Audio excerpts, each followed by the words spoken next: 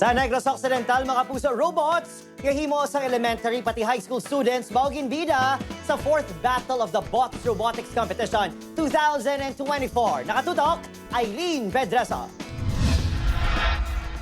Creativity, imagination, innovation.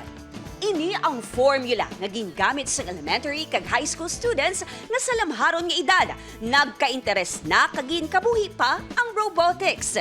Isa ka branch sa engineering ang computer science nga kinahanglan nga magdisenyo kag mag-conceptualize agud makadihon sang makinarya nga makabulig sa tawo.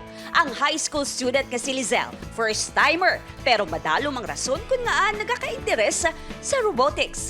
I think ang robotics makabulig gid sa part of nurturing the minds of everyone gid yung miss kay balano sa tanan naman guro makita naman nga ga-evolve na while ga-evolve ang technology dapat aton minds ga-evolve man. Upod ba ni Ashton ang iya iloy sa training tubtub sa adlaw sang kompetisyon. Tricky kag challenging kuno ang robotics apang ang importante naga-enjoy ini. Ang una-una, makalibrate ka, sumawon mo ang iya nga S1 na gusto do mga mapatapusan mo na imo nga robot tapos amo na pag-increase mo sa speed magpa-program kami sa laptop. Magluwas sa obra nanday Ashton kag Giselle, masobra shin pa kay entry sa mga estudyante halin sa nagkalain-laing nga bahin sa Negros Occidental ang ginbida sa 4th Battle of Bots Robotics Competition.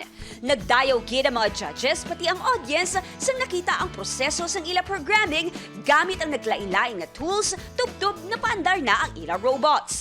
Robotics is not just a game.